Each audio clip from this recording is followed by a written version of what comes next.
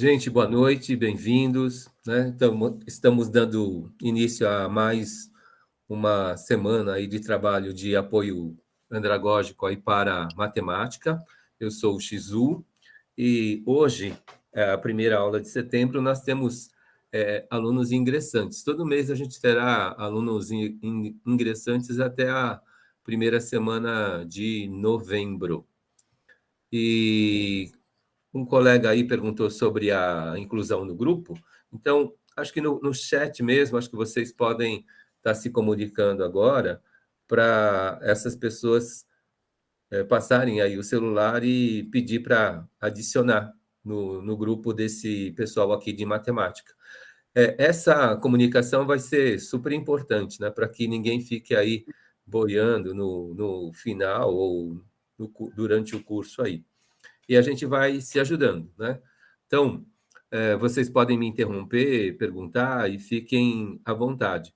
Eu acabei de colocar um recado aqui no chat também sobre a avaliação diagnóstica. O pessoal que está chegando não fez, tem aí a oportunidade de fazer, e é importante, né, que façam para que a gente tenha aí um retrato, né, de como está esse pessoal que está chegando, e é um dado importante aí como base para o nosso trabalho.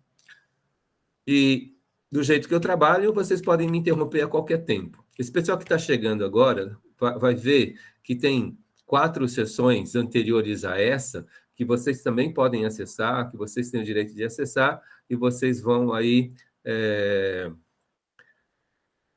tentando fazer. E a gente vai dando suporte, que vocês podem estar perguntando. E no grupo aí do Zap é importante que vocês se auxiliem, né? Que essa ajuda possa acontecer. E aí, quem está coordenando o grupo, não deixa de... Para entrar no grupo, tem um link aí, a Juliana colocou. Então, clica nesse link e se adiciona aí, por favor. Aí eu vou virando a página, se algo não estiver claro, vocês podem interromper e perguntar, fique à vontade. Eu não mordo. Gente, ó, a gente faz um trabalho andragógico, está fazendo um trabalho com adultos. Então, toda vez que a gente publicar uma habilidade, né, vocês vão ver aí nas aulas que já aconteceram, elas são uma bússola para o trabalho de vocês.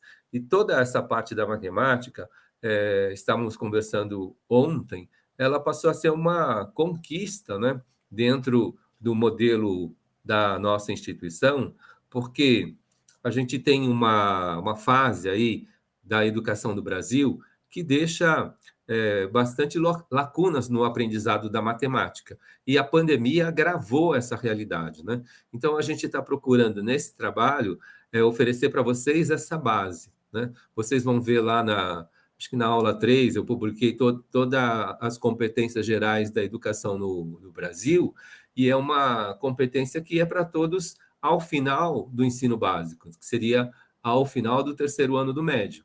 Agora, vocês adultos, agora têm uma autonomia e vocês precisam buscar essa autonomia, inclusive na matemática, para que, se eu estou fazendo o curso de administração, nesse trabalho de matemática, a gente tem estudantes de todos os cursos da Flamingo. Se eu estou matriculado no curso de administração, eu preciso de uma base matemática. Se eu estou num curso de pedagogia, eu preciso de uma base matemática. Se eu estou num curso de educação física, eu preciso de uma base matemática.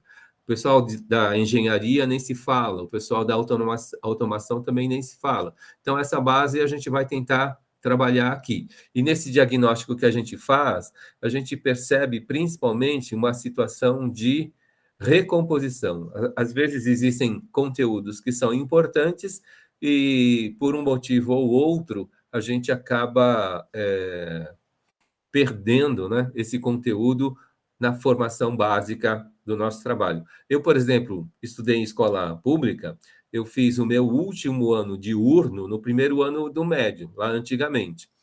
E aí eu precisei começar a trabalhar, então me transferi para o noturno. E a programação do currículo de manhã era diferente do currículo da noite. Então, no primeiro ano, lá naquela época, o que acontecia? O pessoal já tinha visto PA e PG. E quando de manhã, o pessoal iria ver PA e PG no segundo ano. Como eu fiz o segundo ano noturno, então o pessoal já tinha visto e eu nunca vi. Então, no ensino básico, no meu ensino básico, essa lacuna acabou acontecendo. E eu fui aprender PA e PG sozinho, não tive sentado em bancos escolares, né, para conhecer PA e PG. Hoje eu dou aula de PA e PG. Já fizemos um trabalho aí de PA e PG na aula passada e na aula retrasada. E tenho até um pedaço de um livro aí que eu escrevi sobre o tema. E foi graças a essa pesquisa, graças a essa autonomia, e a gente vai trabalhando esse dado.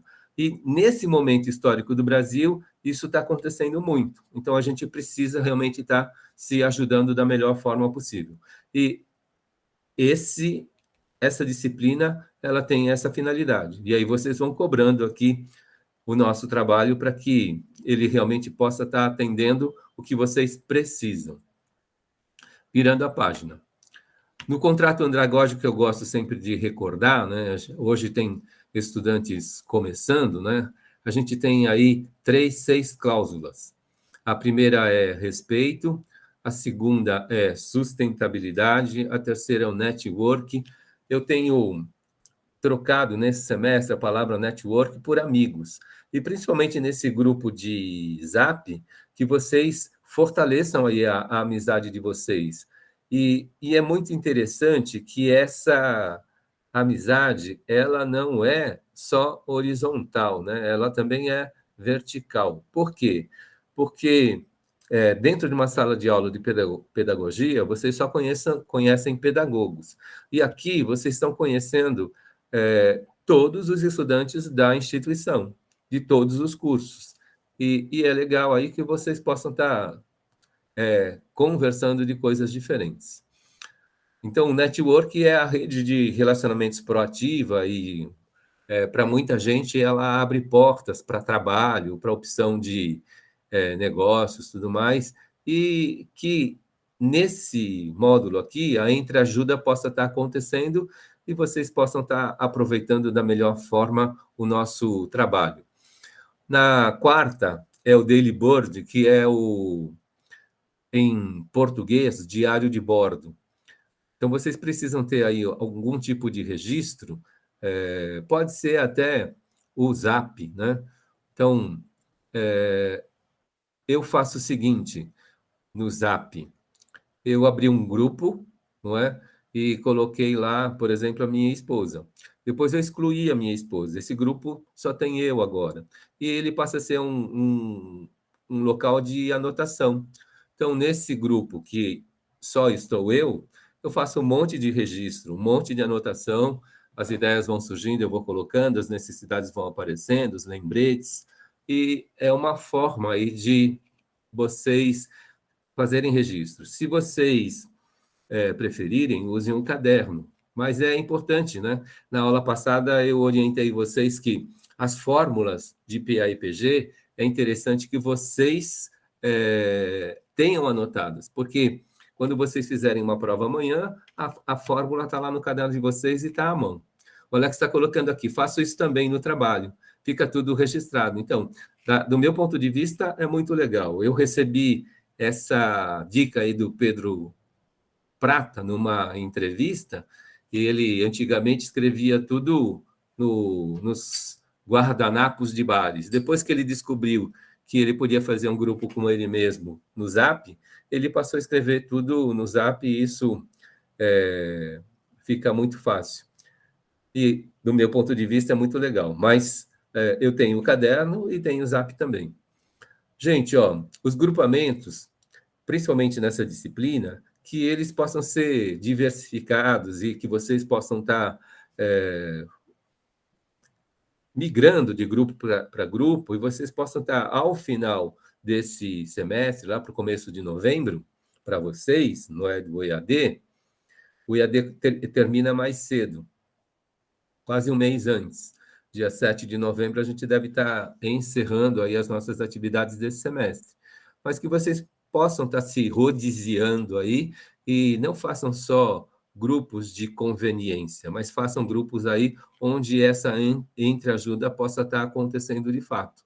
Isso é muito importante aí para o trabalho de vocês, principalmente quando vocês olham aí para uma situação de emprego mesmo. Uma situação de emprego, vocês entram numa equipe e aquela equipe vocês acabam não conhecendo ninguém, e vocês vão se familiarizando com aquela equipe no tempo.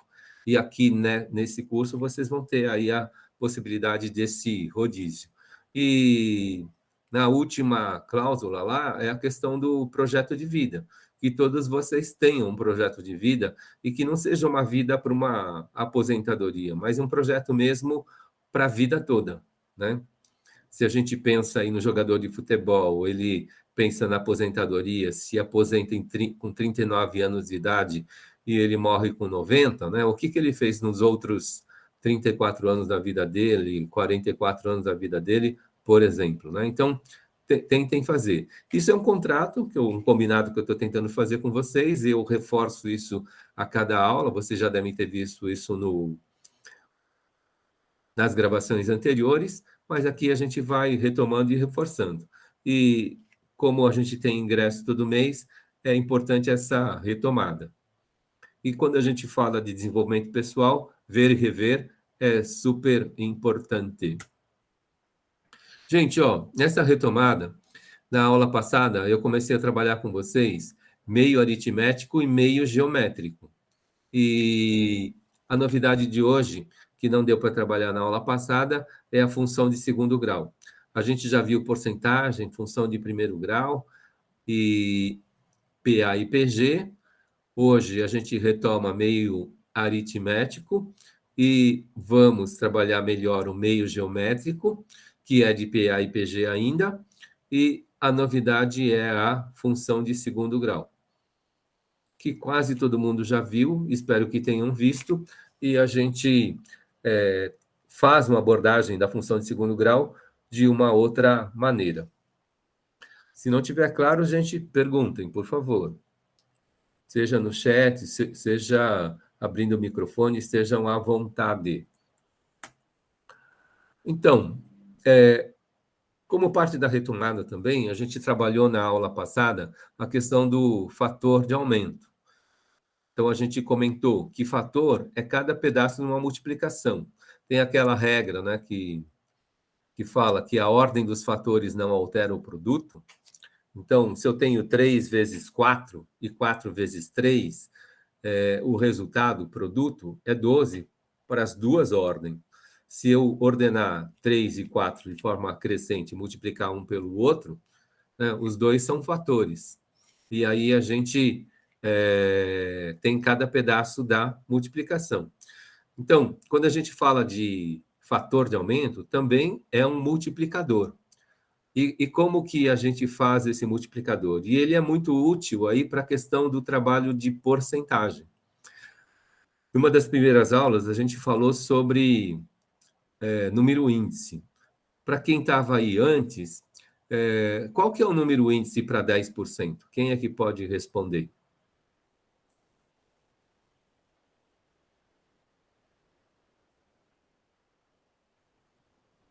Tchan, tchan, tchan, tchan.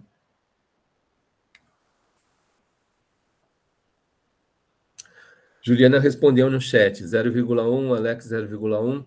O que vocês fizeram? Vocês pegaram o 10%, o símbolo porcentagem, ele significa dividir por 100. Então, se a gente pega o 10 e divide por 100, a gente tem esse número índice 0,1, que é o 10 dividido por 100. Se eu estou construindo o fator de aumento, a gente soma 1. Se a gente soma 1, vai ficar no 0,1 mais 1, 1,1. Coloquei aí no chat aí para vocês. E esse resultado é o fator de aumento de 10%. Então, se eu pegar 1.500 e multiplicar, né, por 1,1, a gente vai ter o quê? Estou colocando no chat 1,650 direto. A gente já sabe que 10% de 1.500 é 150, 150 mais 1.500 dá 1.650. E quando a gente pega 1.500 e multiplica pelo fator de aumento 1,1, a gente tem direto aí o resultado, né, dessa base 1.500 acrescida de 10%. Então, dá 1.650. Tá claro isso, gente? Para quem está chegando hoje, não tenham receio de perguntar.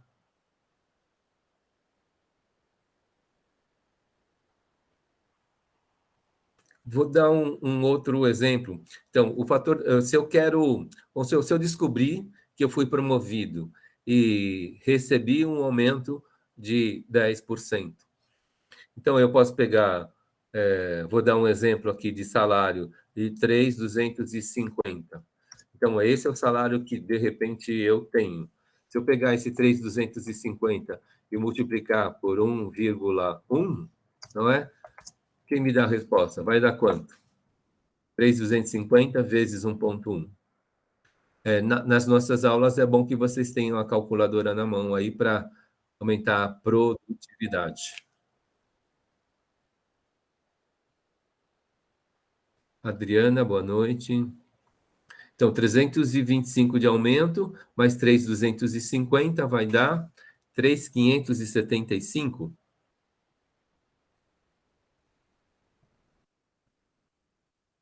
É isso aí, né? Legal. Então, do jeito que a Juliana fez, primeiro ela calculou os 10% e depois a gente soma no 3.250 e a gente chega no 3.575. Essa pessoa que tinha o salário de 3.250 e ela descobriu que ela foi promovida e aumentou 10%, e ela pode pensar assim, qual vai ser o meu novo salário? Ela pode fazer das duas formas. Calcula os 10% e soma na base que ela tinha. Ou multiplica pelo fator de aumento, 3.250 vezes 1,1. Quando fizer esse cálculo, essa multiplicação, vai ter direto o número 3.575. O novo salário dessa pessoa que foi promovida passa a ser 3.575. Tudo bem aí, gente? Ficou mais claro nesse segundo exemplo? Alguém quer fazer alguma pergunta? Juliana deu uma curtida. Tá bom, então eu vou virar essa página. Isso tudo é retomada. Fala, Juliana. Professor, eu não sei se está correto, mas eu aprendi lá no passado uma forma de ser mais fácil a porcentagem. Pois não. Você cortando, na verdade, você sempre corta o zero. Então, que nem o senhor falou, 3.250 de aumento, 10%, você sempre corta o último zero, vai ficar o valor. Então, se é de 3.250, fica 325. Se for 5.000, fica 500. A verdade é que nem na tabuada do 9, quando a gente aprende aquele que se você seguir 1, 2, 3, 4, 5, 6 e depois de baixo para cima, você tem a tabuada do 9. Eu também Sim. aprendi meio que esse macete com a porcentagem. Então, eu falei para vocês, quando eu trabalhei com porcentagem, que a gente tem 18 caminhos para trabalhar com ela, né? E acho que aqui, nesse trabalho, a gente viu 4 formas.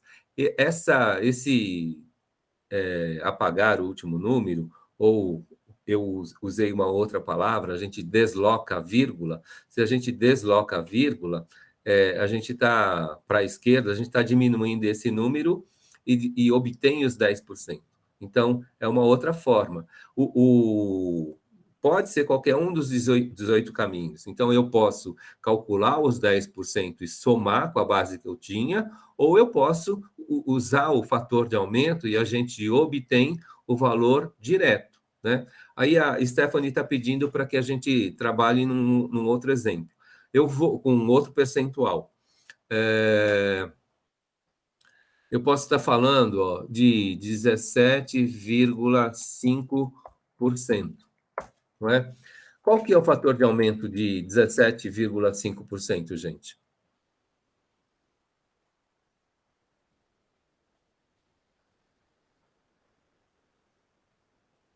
Tchan, tchan, tchan, tchan.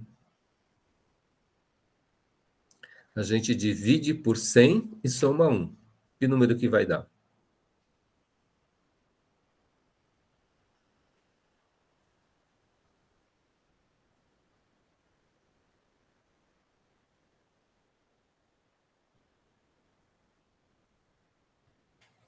Quem está com a calculadora aí, vai chegar mais fácil. Alex colocou 1,17, Juliano 1,17. Tem um errinho aí, né, nessas duas respostas. Seria a continuação infinita? Isso. Aí o Alex completou, ele acrescentou o 5, aí completou a resposta. Isso, a Stephanie colocou lá também, 1,175. Tá claro isso, gente? Que então, principalmente no trabalho percentual e principalmente no meio financeiro, a gente não pode desprezar casas depois da vírgula, não é? A gente despreza casas depois da vírgula, principalmente no comércio, né? Porque a gente só pode cobrar centavos, mas números percentuais é importante que eles se apliquem aí com todas as casas decimais.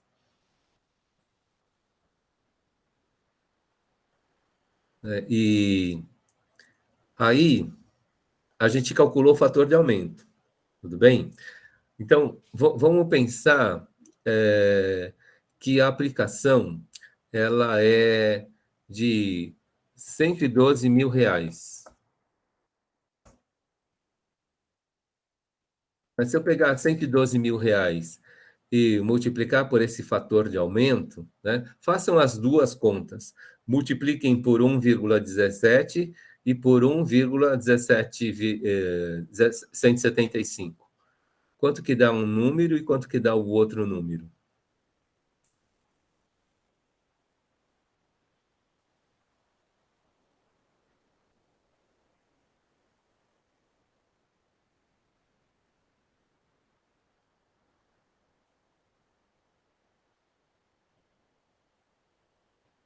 R$ 112.000. A Stephanie, ela usou...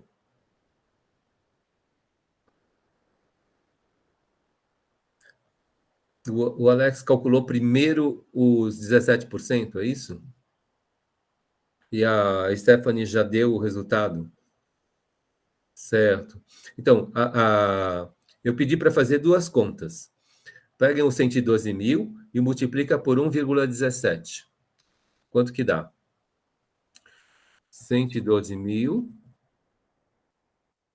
vezes 1,17. Qual é o resultado dessa conta?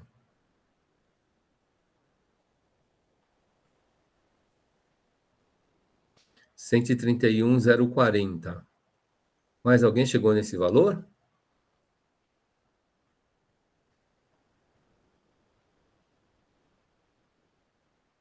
Ana Carolina. Agora eu vou pedir para vocês pegarem lá os 112.000, 1, 2, 3 aqui, e multiplica, por favor, por 1,175, que é o fator de aumento de 17,5%.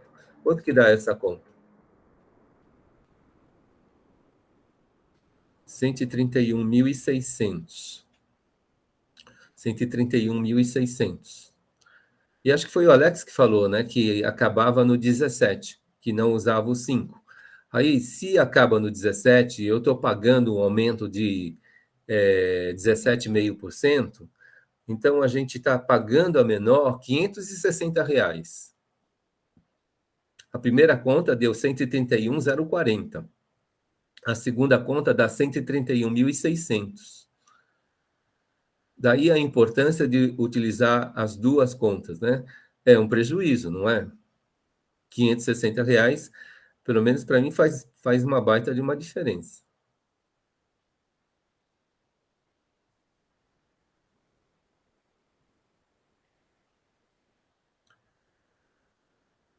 Dá para ir num restaurante chique por 5 semanas.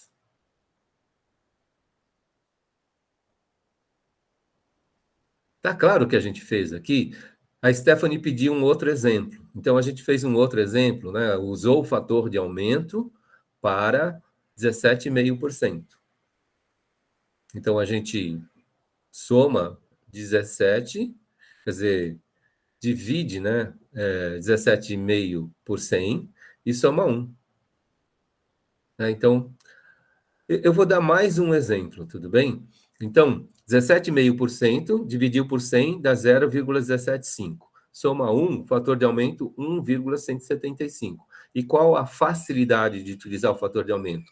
Utilizando o fator de aumento, a gente tem um resultado direto. A gente pode, com certeza, usar as outras formas, né? A gente pode calcular primeiro 17,5%, depois somar. E a gente precisa chegar no mesmo resultado. Isso que é legal. Agora, falando, eu vou dar um número que é.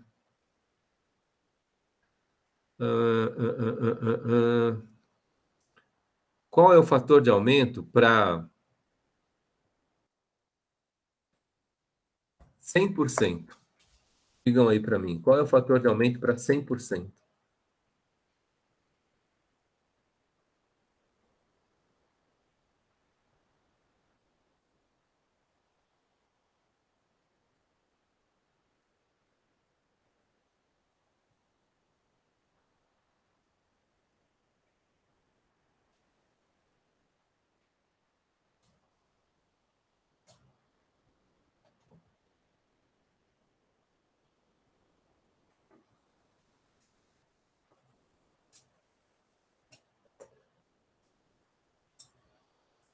Tchan, tchan, tchan, tchan. Divide por 100 e soma 1. Quanto que dá esse fator de aumento?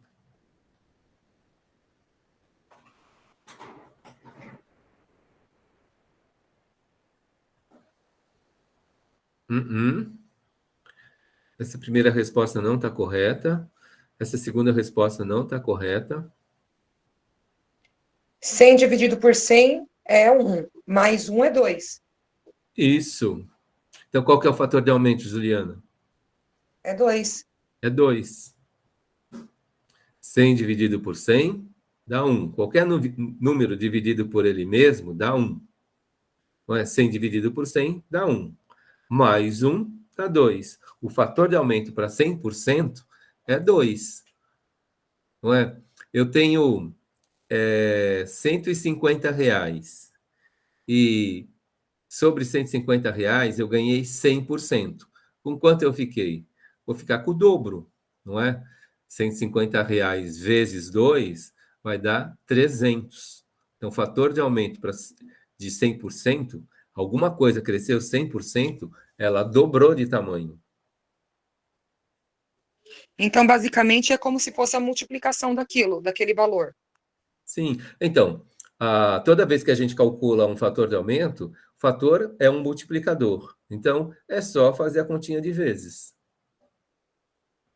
Aquele jeito que você colocou está super correto, Juliana. Eu posso calcular o percentual primeiro, posso deslocar a vírgula para aquele percentual, era super fácil fazer daquela forma, e depois a gente o resultado da conta a gente soma na base. Agora, do jeito que a gente coloca aí, 100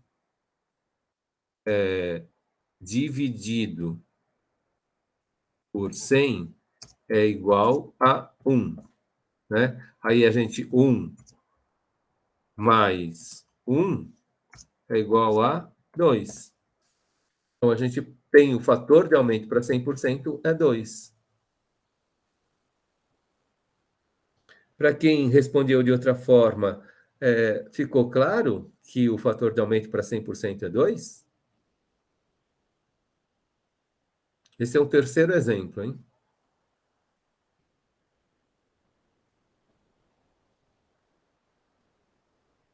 Então, eu vou reforçar mais uma vez. Então, qual que é o fator de aumento para 300%?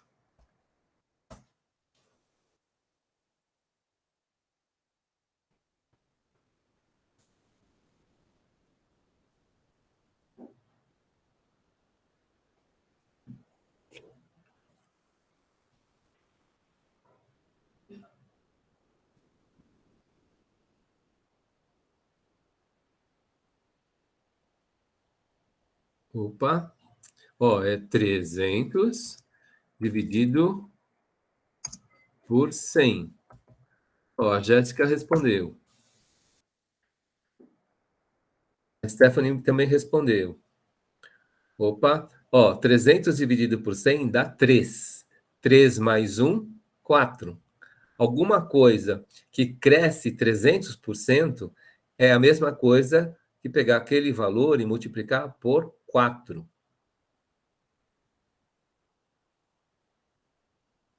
Se eu tenho R$ 150 e R$ 150 ele cresceu 300%, então eu posso pegar R$ 150 e multiplico por 4. R$ 150 fica 600. De 150 para 600, quanto cresceu? 300%. E quando a gente vê na televisão que os juros de cartão de crédito está em torno de 400%, não é? Então, é a mesma coisa que pegar a nossa dívida e multiplicar por 5. Juros anuais de cartão de crédito está em torno de 400%. 400%, o fator de aumento é 5. Então, aquela nossa dívida é a mesma coisa que multiplicar ela por 5. Os juros abusivos aí do cartão de crédito. Espero que tenha ficado claro aí para todo mundo. Então, a gente deu aí pelo menos 4 exemplos. A Stephanie pediu mais um, então a gente trabalhou mais 3. Tá bom? Se precisar retomar, é só perguntar. Eu vou virar essa página. Posso? Ok. Juliana deu um ok. Vamos lá. Essa questão a gente já fez e eu coloquei para vocês que essa questão ela estava com um erro, não é?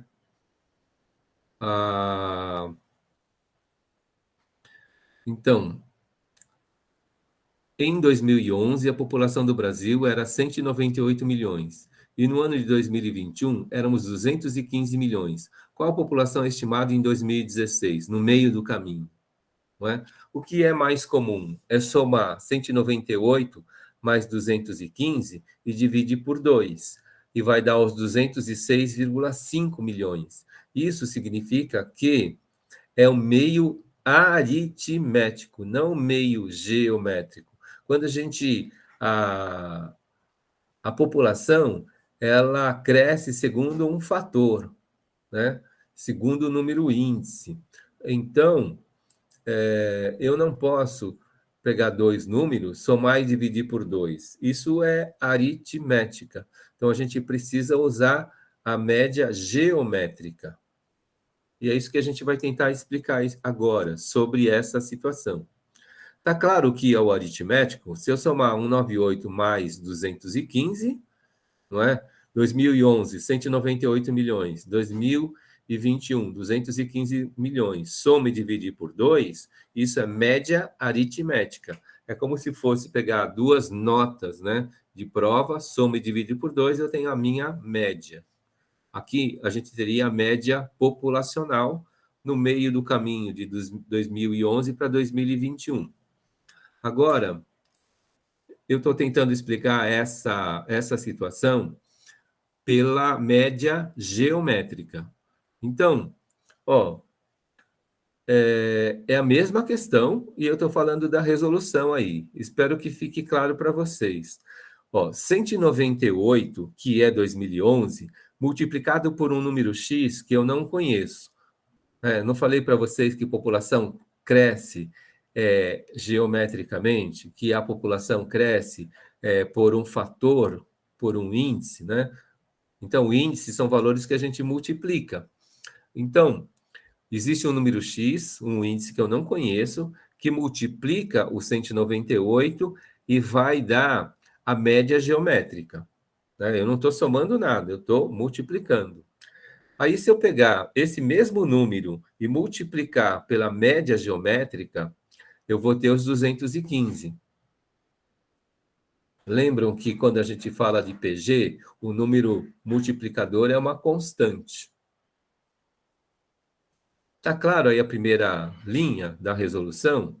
198 Cadê aqui, ó? 198 vezes x igual a média geométrica. Aí, se eu pego essa média geométrica e multiplico por esse mesmo número x, eu vou chegar nos 215 milhões. Porque a população cresce geometricamente. Avançando para a próxima linha, ó. Eu tenho aqui 198 milhões multiplicado por esse número x e multiplicado por esse número x de novo, não é? 198 vezes x vai dar média geométrica. Se eu pegar a média geométrica e multiplicar por x, eu vou chegar nos 215. Então, eu tenho aqui uma equação em cima dessa situação que a gente formulou. Então, a gente já sabe que x vezes x é x ao quadrado.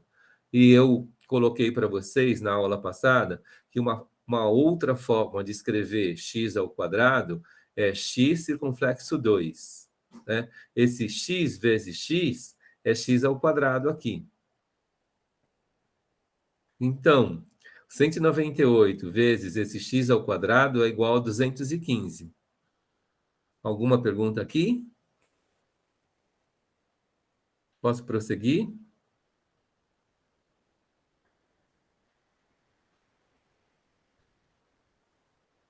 Então, vamos lá. Aí, ó, se eu isolar o x ao quadrado, eu passo esse 198 que está multiplicando para o outro lado, ele vai para o outro lado dividindo 215. Então, x ao quadrado é igual a 215 dividido por 198. Quando a gente divide 215 por 198, vocês podem usar aí na calculadora de vocês, vai dar 1,085, 85, 85 e assim por diante. Dependendo da calculadora, pode ter até 12 dígitos depois da vírgula, né? Mas é uma dízima aí periódica do número 85 a partir da casa centesimal. 215 dividido por 198 vai dar 1,085, 85, 85 e assim por diante. Todo mundo acompanhou até aqui?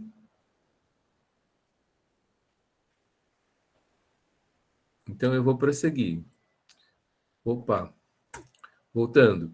Aí, ó, como esse x está ao quadrado, a operação inversa da potência é a raiz. Então, o ao quadrado que está aqui, ó, né, ao quadrado que está aqui, circunflexo 2, ele vai para o outro lado no formato de raiz. Então, vai ser o quê? Raiz quadrada desse número, 0,85, 85, 85, 9. Quando a gente extrai a raiz quadrada desse número, então esse valor x é 1,0420453857. A raiz quadrada de 1,085, 85, 85 é esse outro fator aí, 1,042. Então a gente descobriu qual é o valor x. Se vocês usarem a calculadora aí agora, vocês pegarem lá, se a gente descobriu, voltando lá para a primeira linha, que o x vale 1,042 com todas essas casas, então eu vou pegar lá o 198 e multiplico por esse valor x que a gente descobriu, 1,042. Pegou a calculadora e multiplicou com todas essas casas, vocês vão chegar no número 216,30, alguma coisa aí. Chegaram? Acho que vai dar 216,3 na primeira casa decimal.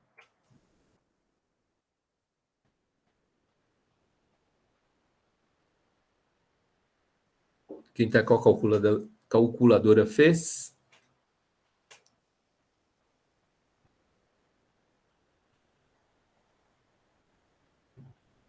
E com esse número no display aí da calculadora, 216 vezes esse 1,04 com todas as casas, vai ser igual aos 215.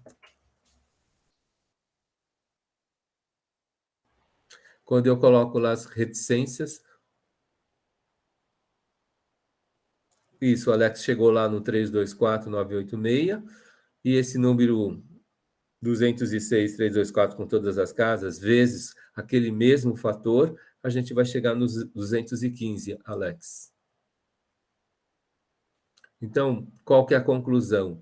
O meio geométrico, a média geométrica, né, qual o tamanho da população em 2016 é o quê?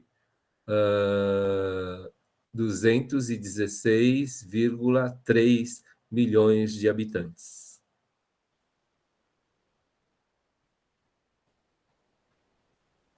Professor, Pois não, Juliana. eu me perdi na conta. Eu não estou conseguindo entender por que virou raiz quadrada. E o raiz quadrada, no caso, não é um número vezes ele mesmo, que é o valor da raiz? Sim. Então, vamos lá. Mas aí, no caso, se Mas antes de explicando a questão da raiz quadrada, por que deu raiz quadrada, não é? Então, é aquela história do princípio da operação inversa, Juliana, não é? Se eu tenho uma equação e eu estou resolvendo a equação, o que soma de um lado subtrai do outro, não é? Se eu tenho uma equação, o que multiplica de um lado, divide do outro. Ou o que subtrai de um lado, ele vira o quê? Soma do outro lado. Se de um lado eu tenho uma divisão, na hora que eu passo para o outro lado, aquele número passa multiplicando. Princípio da operação inversa. Então, nessa equação aqui, de um lado eu tinha o quê? Potência. Se de um lado é potência, do outro lado é raiz. Se do lado esquerdo eu tivesse raiz, do lado direito, depois do sinal de igual, eu teria o quê? Uma potência. Então, por isso que o que está aqui na penúltima linha, x elevado ao quadrado, quando eu recopio aqui para a parte de baixo, né, esse x, esse elevado ao quadrado, ele vai para o outro lado da igualdade como a operação inversa da potência, que é a raiz. Se é ao quadrado, a raiz é quadrada. Por que é raiz? Eu respondi essa pergunta, Juliana? não, aqui a raiz é o número vezes ele mesmo, que é o valor da chave. Não é isso mesmo? Ó, dentro da raiz eu tenho 1,08. Quando eu extraio a raiz quadrada, aí eu vou ter um 0,4. Então, Então, ele. mas a raiz, no caso, professor, só para tirar uma dúvida, a raiz quadrada não seria, vamos supor, um exemplo, 9. 9 é 3, porque a chave é 9, então 3 vezes o 3, que é o número vezes ele mesmo, é o valor da raiz, não é isso? Então, raiz quadrada de 9 é igual a 3. Ok? Raiz quadrada de 9 é igual a 3. Por quê? 3 vezes 3 dá 9. Aí, na penúltima linha, eu estou perguntando qual é a raiz quadrada de 1,085, com todas as casas. A raiz quadrada de 1,085 é 1,04204. Porque 1,04204 com todas essas casas, vezes 1,04204 com todas as casas, vai dar 1,085 com todas as casas. Clareou? Não? Entendi, professor, era isso minha dúvida.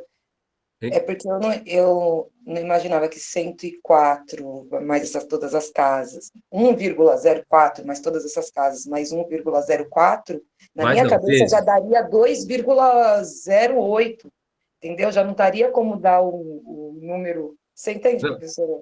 entendi. Usa na calculadora e você vai ver que 1,04 com todas as casas vezes ele mesmo vai dar um 0,085, Ok, professor, vou fazer isso. né? Então, a raiz quadrada de 1,085 é 1,04 ainda. A gente extraiu a raiz quadrada. Então, onde está 1,085 poderia ser o 9. E na linha de baixo a gente teria x igual a 3. Correto o primeiro raciocínio que você fez. O que a gente não está acostumado é justamente o que você falou. Fazer raiz quadrada de números decimais, né?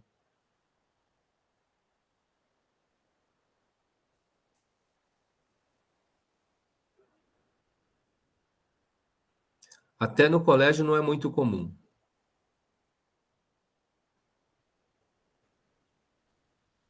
Todo mundo fez? Todo mundo viu que está correto? Se não tiver claro, a gente vai respondendo aí, vai tentando fazer. Isso tudo para a gente retomar o meio geométrico. Então, se vocês pensarem aí só o 200 e... Janaína está entrando. Janaína, boa noite. Se vocês pensarem na resposta 206,5, que é o meio aritmético, e depois o 206,3, que é o meio geométrico, vai dar uma diferença, gente, de 200 mil pessoas. Né? Não é pouca coisa.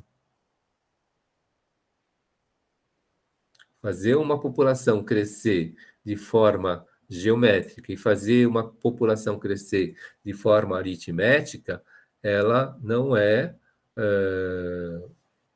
o cálculo correto. A gente precisa pensar na população de forma geométrica, não de forma aritmética.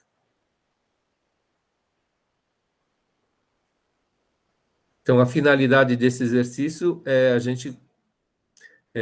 tudo que a gente já viu, a gente vai retomando, tudo bem? E eu falei para vocês, está tudo imbricado. Não é porque a gente já viu porcentagem na primeira aula que a gente não vai ver mais porcentagem. Não é porque a gente já viu função de primeiro grau na primeira aula que a gente não vai ver mais função de primeiro grau. A gente viu PA e PG, não é porque a gente já viu PA e PG na terceira aula que a gente abandona esse raciocínio da progressão geométrica e da progressão aritmética. Está tudo conectado, gente. E a gente vai precisando desses saberes aí para todos os desafios que aparecerem na vida de vocês aí.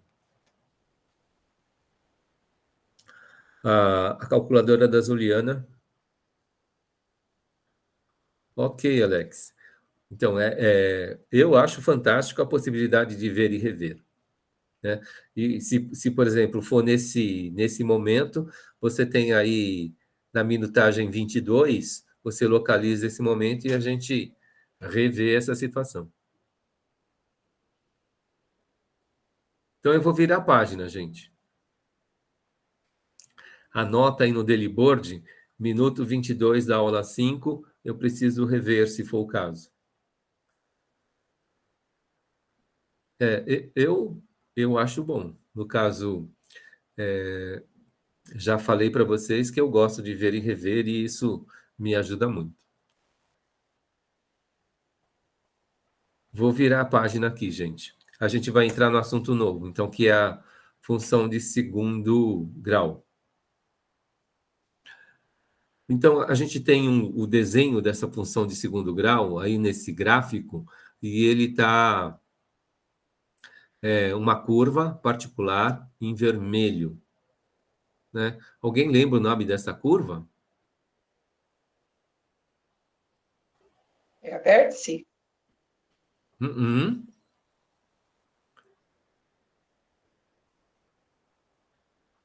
Jogar forca aqui, ó. Começa com a letra P. Parábola, professor? Isso, Nathalie. É uma parábola. Essa curva em vermelho é a parábola. Ok? E a linha em azul é o eixo de simetria, que divide a parábola em dois pedaços exatamente iguais. E a parábola, ela tem essa propriedade, não é? Ela tem o quê? A propriedade simétrica. Tá? Esse primeiro ponto aqui, gente, está mal desenhado, mas esse primeiro ponto ele está no 0, 0, tudo bem? Aí, alguém falou aí da palavra vértice, então a gente tem um vértice aqui em cima, que é exatamente o ponto onde a curva da parábola ela determina o eixo de simetria, e se essa parábola ela é ascendente na primeira parte e descendente na segunda parte. Lembram disso daí? Acho que todo mundo, pelo menos acho que a função de segundo grau, na minha avaliação, é o conhecimento matemático mais trabalhado na educação básica. E, em tese, quase todo mundo vê a partir do 8º ano, depois no nono ano, aparece no primeiro ano, na primeira série, na segunda série e na terceira série. E tomara aí que continue aparecendo na vida de vocês, principalmente nas profissões que vocês escolherem, mesmo em pedagogia ou em educação física, que vocês percebam aí a utilidade, né, da função de segundo grau. Lembraram disso? Alguém quer fazer alguma pergunta sobre essa figura?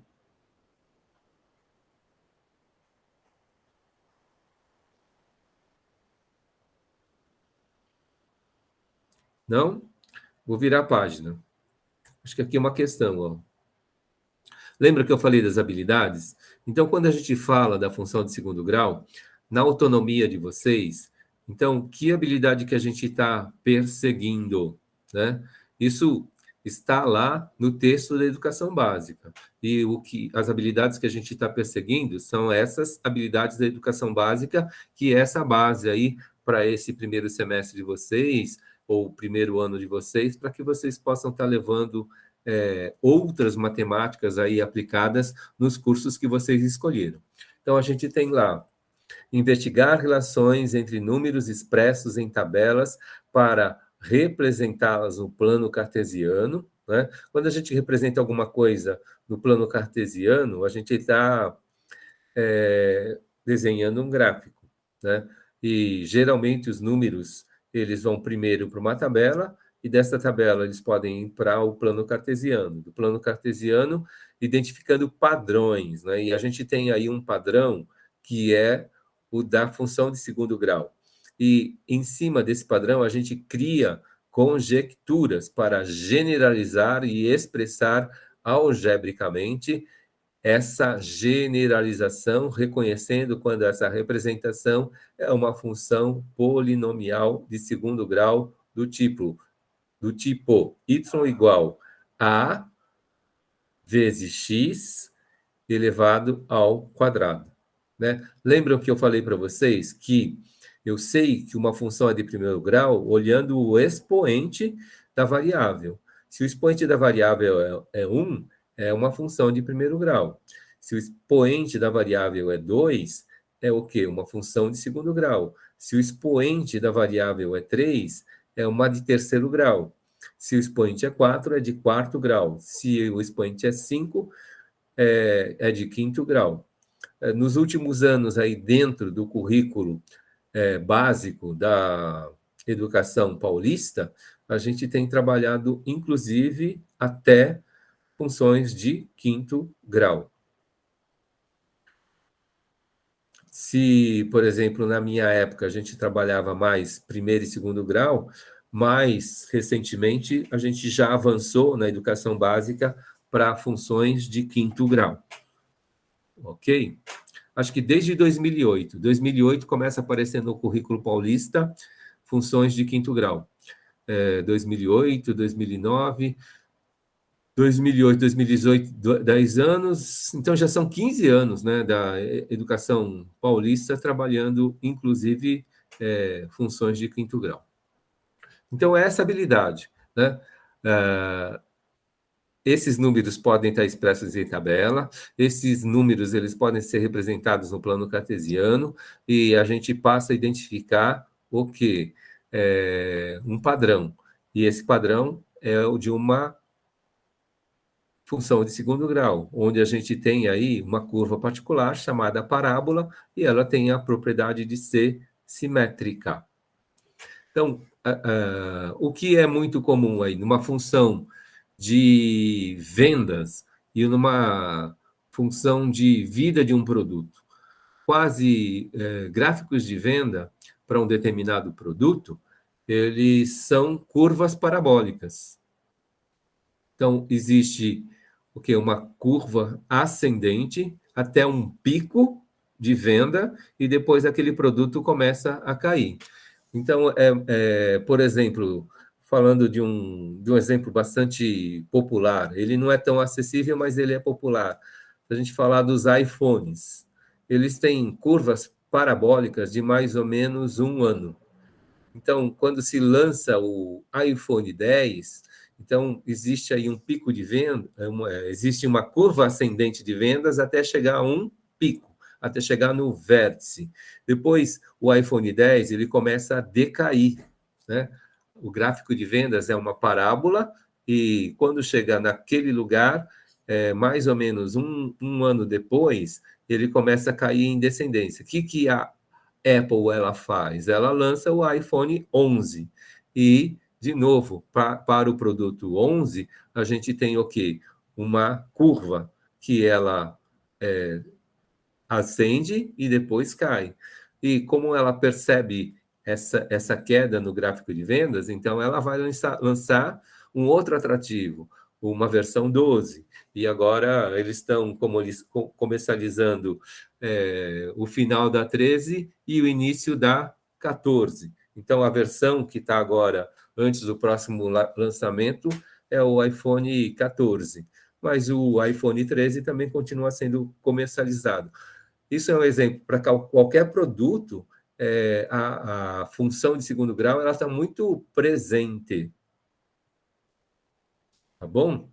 Aí, trabalhando essa compreensão, então é essa habilidade que a gente tenta perseguir. Eu falo para vocês aí, esse japonês pode não ter competência de passar esse aprendizado para vocês, né? Mas na autonomia de vocês, essa compreensão, descobrir essa generalização e perceber aquilo que vocês fazem, se existe aí analogia e como que a gente pode trabalhar, né?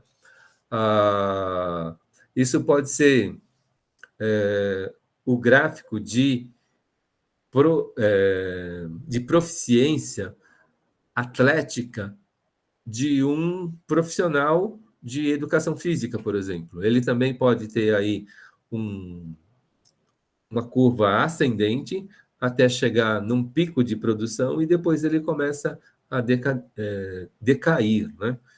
Ele pode, de repente, talvez por um novo investimento, ganhar uma sobrevida e continuar na sua performance atlética, por exemplo. Mas é questão de a gente, para cada área de conhecimento, a gente perceber que analogias a gente pode fazer. Acho que no próximo slide é um exercício. Ó. Eu vou passar para vocês aqui. A produção de certo moinho obedece uma curva parabólica. No pico de produção, na terceira hora, a produção é de 3 toneladas. Qual é o conhecimento matemático e qual é o conhecimento matemático necessário? Aí tem um erro de digitação. Qual é o conhecimento matemático necessário para a projeção da produção para cada intervalo de tempo? Né? Então, essa questão ela está diretamente relacionada com a função de segundo grau, que também é chamada de função quadrática.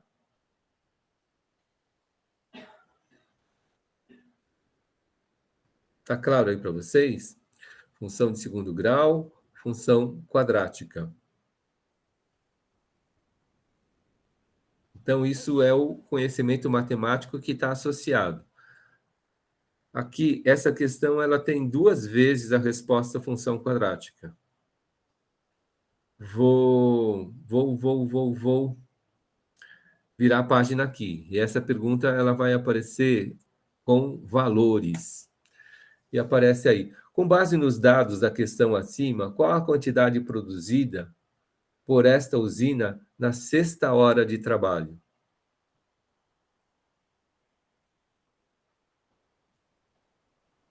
Então, vamos lá. Eu vou voltar aqui para o gráfico. Pelo enunciado, não sei se vocês recordam, a usina começa a trabalhar nesse ponto 00, certo? E na terceira hora, ela chega no pico de produção. Então, O X que está aqui, essa linha X aqui é de tempo. Então, de 0 hora não tem nada produzindo, começa a produzir, então começa a aumentar a produção, e o pico de produção passa a ser, na terceira hora, o máximo. Ok? Aí ele pergunta, na sexta hora, qual é a quantidade produzida? O que vocês acham qual é o valor que a gente tem aí de quantidade produzida na sexta hora?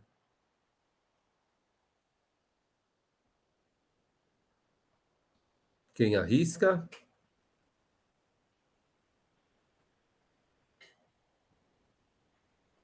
Ah, professora, o senhor podia ter dado essa explicação antes da prova. Então, agora falando isso, realmente é zero. Porque se ele chega na terceira hora, na sexta hora, quando ela ia começar a dar produção de novo, vai ser quando vai encerrar, que vai ser os 6 horas. Sim. Então, por que que não em tese, Juliana? Isso vocês já viram, não é? E em tese, o que que acontece? A gente precisa cavocar nossa memória e ir atrás da informação. Agora, se pela amostragem de ontem, né, o percentual de acertos ele foi muito baixo para os poucos alunos que fizeram. Então, isso significa que essa base precisa ser retomada. Então, isso fundamenta que esse trabalho ele é necessário, né? E agora, dando essa explicação, pela tua manifestação, parece que ficou mais claro. E aí você tem certeza da resposta, né? É isso, Juliano? Sim, porque o senhor mostrou de uma outra forma. Porque na minha cabeça, quando eu fiz a questão, eu imaginei o quê? Na terceira hora ela chegou no pico, então ela vai continuar no pico até às 6 horas. Então eu vou dobrar o valor, certo? Só que, na verdade, se você for observar, se ela chega no pico, depois que o senhor falou, se ela chega no pico às 3 horas, então é o momento que ela faz, que ela produz mais seria o dobro disso, que seria 6, que era o momento que ela ia produzir de novo, é a hora que ela vai parar. Na verdade, ela continua produzindo, mas porque ela tem esse comportamento, então, a partir do pico, ela começa a decair.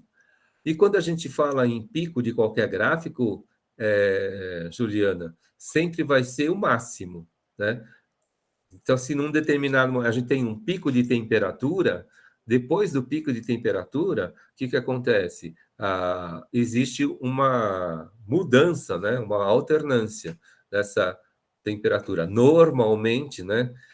Hoje não foi assim. Hoje foi um dia de máxima invertida. Mas ontem, por exemplo, né, a gente chega num determinado horário do dia com pico de temperatura. Depois daquele pico de temperatura, a temperatura começa a decair, né? O pico de temperatura hoje, ele foi lá pelas 8 horas da manhã. E depois das 8 horas da manhã de hoje, começou a decair, né? Normalmente o pico é nas primeiras horas da tarde, né? E hoje foi o contrário, né? Foi de manhã e quando chega nesse horário aqui, se a gente saiu muito cedo de casa e ainda não voltou, a gente está mal agasalhado.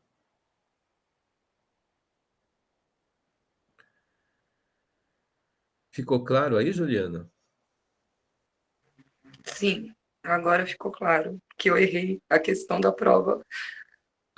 Se a gente está, por exemplo, observando o comportamento da Bolsa de Valores, então a gente precisa analisar esses picos, né, para cima e para baixo. Então, eu quero fazer um investimento na Bolsa de Valores. Então, de repente, se a gente olha aí o gráfico de uma semana, a gente vai perceber que em determinado dia da semana o ganho foi muito alto. E no outro dia aí a queda da bolsa ela também foi muito alta. Então, existe o pico para cima e o pico para baixo, né? Mas quando a gente fala da parabólica, a gente está falando de um vértice só.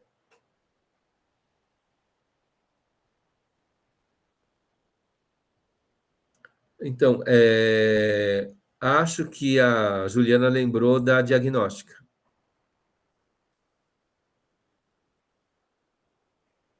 E se você não fez, Stephanie?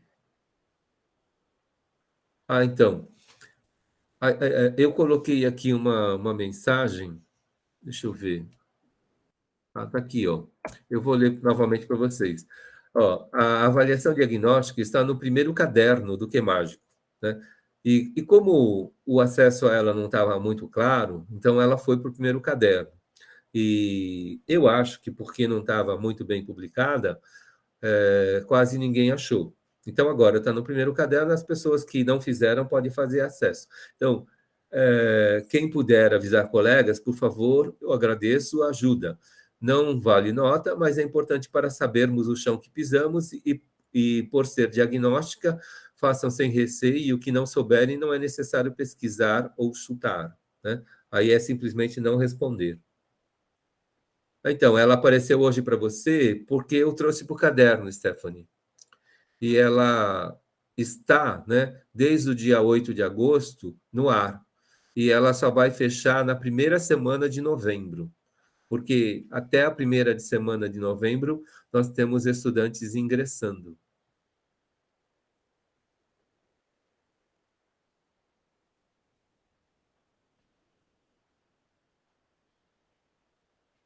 Tudo bem? É porque não estava clara a publicação. Então, essa diagnóstica ela não vale nota. Tem 20 questões, né, e ela está lá no primeiro caderno.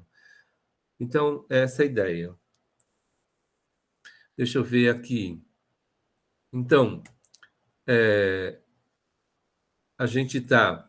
Isso que a gente vê aqui é o plano cartesiano. Se a gente tem o eixo de x e o eixo de y, a gente tem a base do plano cartesiano. Nesse plano cartesiano, a gente pode desenhar uma reta, que é a função de primeiro grau. No plano cartesiano, a gente pode desenhar a parábola, que é uma função de segundo grau. Se a gente falar de uma função de terceiro grau, a gente vai ter aí uma outra curva, né, exponencial, e assim por diante, né? Então, os gráficos são representados no plano cartesiano. Se a gente está falando aqui dessa habilidade, investigar relações expressas em tabelas, porque não sei se vocês lembram, quando a gente começa a calcular valores, né, de x e y numa função de segundo grau, a gente normalmente faz uma tabela de duas colunas, um valor para x, um valor para y, a gente substitui e vai descobrindo toda vez que o x vale 2, qual é o valor de y? Toda vez que o x vale 4, qual é o valor de y? E assim por diante. Isso é preenchido numa tabela. Aí, essas coordenadas de x e y são representados pontos que são desenhados aqui nessa tabela, nesse plano cartesiano. Então, voltando para a redação, investigar relações entre números expressos em tabelas, que é o trabalho inicial numa função de segundo grau. E a gente representa esses números expressos na tabela no plano cartesiano. Isso é, a gente está colocando no gráfico. E aí a gente começa a identificar padrão. Falando em padrão, é mais ou menos isso que a gente observou. Se existe aqui um início, né, existe um fim, né, para uma função quadrática. Existe um padrão aí de comportamento. E essa, se fosse uma função de vendas, então existe metade do período crescente, e na outra parte do período, o decrescente. Isso tudo é um padrão da parábola, porque ela tem o quê? Um eixo de simetria, que vai nos orientando aí de como a gente percebe esse comportamento. Existem, por exemplo, alguns chãos de fábrica que eles têm um comportamento parecido. Ele não é exatamente assim, mas a gente descobre a partir de alguns valores e a gente desenha a parábola e depois a gente vai analisando os desvios em relação à parábola que a gente encontrou. E aí a gente estuda melhor, né, o comportamento daquele chão de fábrica, por exemplo, né? Ou do comportamento atlético de alguém, falando de aplicações. Então, voltando à redação dessa habilidade. A gente investiga relações entre números expressos em tabelas, que era o primeiro trabalho que vocês faziam, valores de x, descobre o valor de y, preenche a tabela, depois representa esses números no gráfico, no plano cartesiano, e a gente identifica padrões, né? E a gente começa a conjecturar em cima, e faz a generalização, e expressa isso através de uma fórmula. Quando a gente fala algebricamente, a gente está colocando letras, não é? Se a gente está colocando letras, a gente está generalizando e a gente consegue representar aí uma função. E quando a gente tem a formulação de um chão de fábrica, a formulação de vendas do iPhone, a formulação de vendas do carro Gol, ou a formulação de vendas do produto X, a formulação de vendas do produto A, e assim por diante, a gente começa o quê? Conjecturar e estabelecer estratégias, né? Então, no caso da Apple, eles descobriram que mais ou menos um ano depois, eles precisam lançar um produto novo, né, para continuar vendendo, para continuar com o gráfico de vendas lá em cima, né? Se começou a ficar descendente, eles lançam um modelo novo.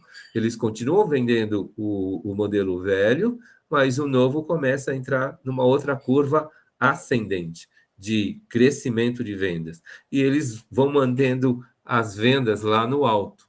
Essa é uma estratégia, no caso da Apple, por exemplo.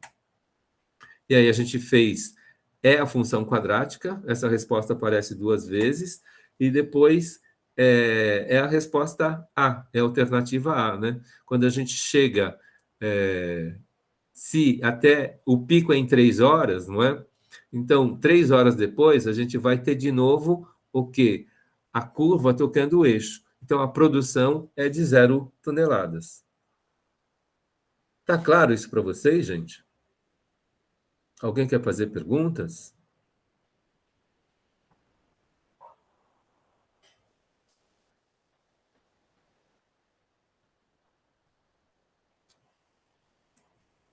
Eu acho que o que está planejado para hoje é isso. Deixa eu virar a página aqui. Então, resumo do trabalho de hoje. A gente viu, recordou aí o meio aritmético, a gente exercitou aqui um pouco o meio geométrico, né, em relação àquela questão da população, e agora a gente introduziu pela primeira vez a função quadrática. Não é?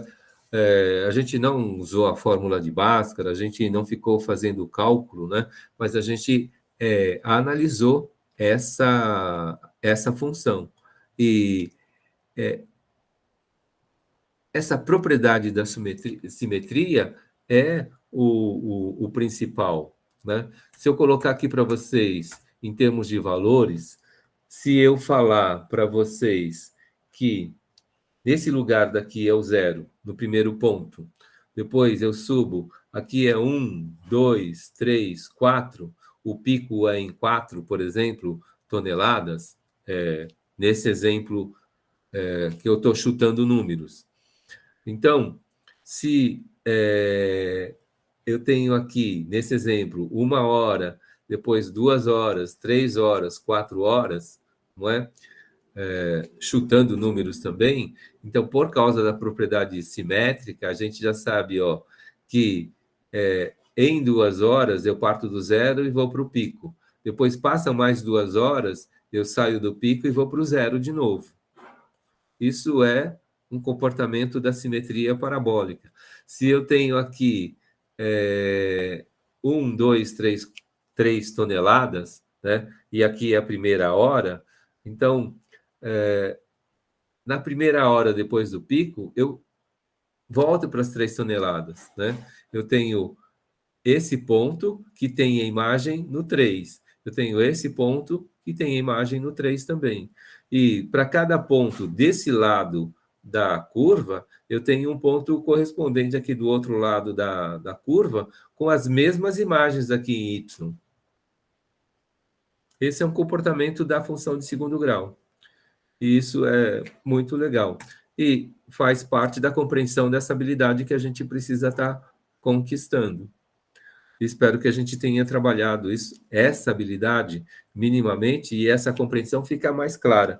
A gente tenta trabalhar assim, de uns anos para cá, no ensino médio, mas o que é mais comum? A gente cuidar um pouco mais do operacional, mas de repente na compreensão da habilidade a gente trabalha menos. Então a gente chegou aqui no resumo da aula de hoje, meio geométrico e a função quadrática. Né? Para tudo isso que a gente está fazendo, existem as habilidades publicadas, que vocês devem estar vendo e revendo, né? E aqui vocês já se colocaram nesse comportamento. Depois, eu já publiquei aqui para vocês, de novo, a questão da avaliação diagnóstica. Espero que vocês façam, que a gente tenha uma amostragem melhor. Uma primeira pergunta que me fizeram hoje sobre o feedback da continuada 1, eu não estava muito certo, né, de que quantidade, mas ao chegarmos aí a 25% de alunos fazendo, eu começo a dar devolutiva dessa continuada 1 para vocês, ok? E depois, nas outras continuada 2 e 3, eu passo a mudar a estratégia. Ontem eu recebi uma outra orientação da faculdade, no sentido de que a gente faça todo o trabalho pelo que mágico, para que esse feedback ele seja instantâneo para vocês. E mais ou menos, eu vou trabalhar na proporção 70-30, 70% de questões objetivas e 30% em questões dissertativas. A questão dissertativa é que ela vai ficar para um feedback a posteriori, e as questões objetivas vocês vão ter quase que um feedback instantâneo. Perguntas aí, gente?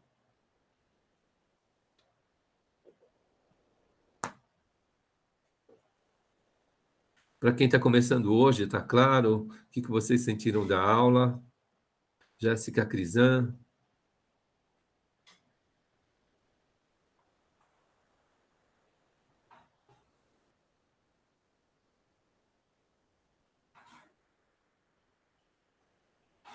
Então, vamos fazer uma avaliação agora, certo? Falei para vocês que toda aula tem uma avaliação. Podemos fazer?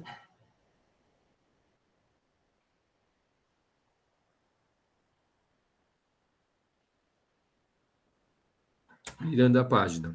Então, avaliação. A pergunta da avaliação é: como que foi a aula de hoje para vocês? Respostas aqui no chat. Para a primeira aula ficou claro, apenas pesquisar mais sobre os assuntos em questão. Então, essa aula está gravada, né, Jéssica? E você pode ver e rever. E é importante que vejam e revejam. Para a Stephanie foi esclarecedora, que bom. Wagner voltou. Foi boa, mas vou ter que ver o vídeo de novo algumas vezes. Muito boa, Nathalie, aula produtiva, porém com um grau de dificuldade. Então, os conhecimentos são cumulativos, né, Nathalie? E aí a dificuldade ela vai realmente aumentar. Acho que a gente vai chegar no pico da dificuldade quando a gente entrar com matemática financeira, mas toda a base da matemática financeira é isso tudo que a gente está vendo.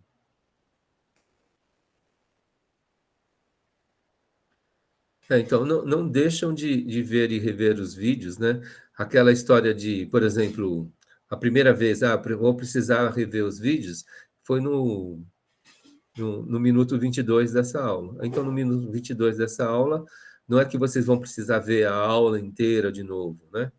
Mas lá naquele momento do 22, vocês podem dar aí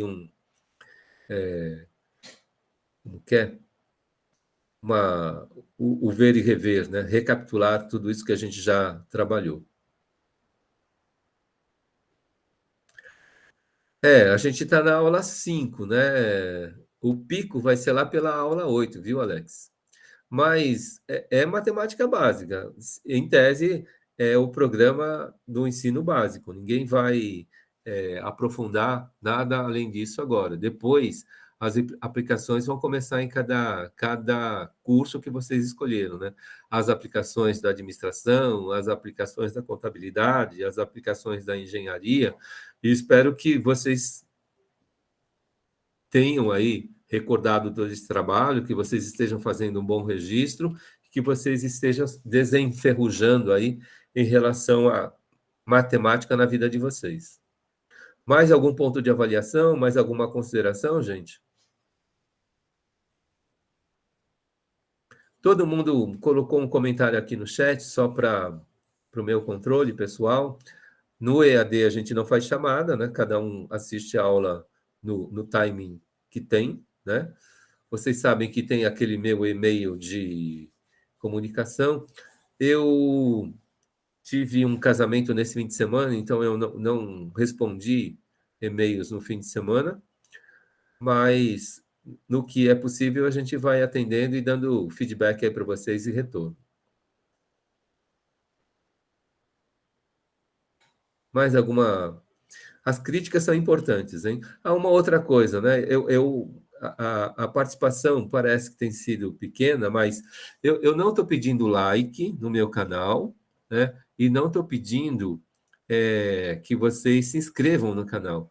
Eu estou pedindo que vocês façam comentários, né, sobre aquela aula. E esses comentários dessa aula, por exemplo, seria bom que ficasse registrado lá no comentário, por favor. É essa participação que eu estou pedindo para vocês. E só para quem começou hoje, falando aí de participação, então, a gente tem para a nota, avaliação continuada 1, continuada 2 e 3. A participação do que mágico seria uma quarta nota de avaliação continuada. Dessas 4 notas, a gente soma e divide por 4, a gente tem 40% da média. E no final do curso, lá para a primeira semana de novembro, a gente faz a avaliação conclusiva. E essa avaliação conclusiva, ela é 60% da média. E aí vocês vão estar com 60% de aproveitamento promovidos nessa disciplina. Tem perguntas aqui. O outro professor que participa da aula, ele está bem? Ele tinha um exame? Então, ele tinha esse exame e acho que é justamente hoje, e ainda não tive retorno, Juliana. É o professor Francisco. Aí o Alex, a presença fica aqui mais certo, mas o que mais que não fica verde?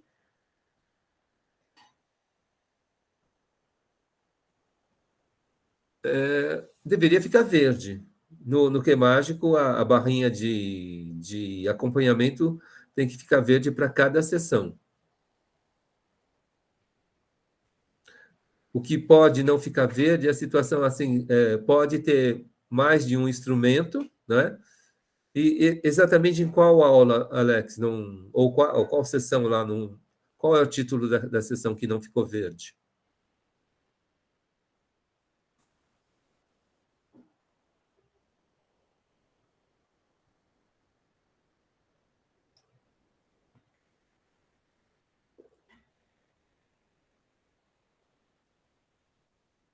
Ah, não fica verde. É a aula do vídeo? Ok, entendi. Mas para mim fica. Então, se a pessoa acessa essa aula e começa a ver e rever, eu recebo um aviso, né, de que, pelo que é mágico, de que aquela aula foi acessada, Alex.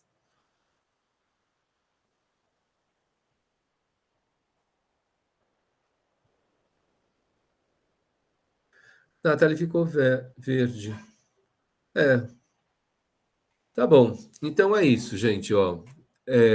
Para quem não está no grupo do Zap, adentre o grupo de Zap e tentem se ajudar, por favor, né? Eu agradeço aí a participação de vocês, encerrando a gravação.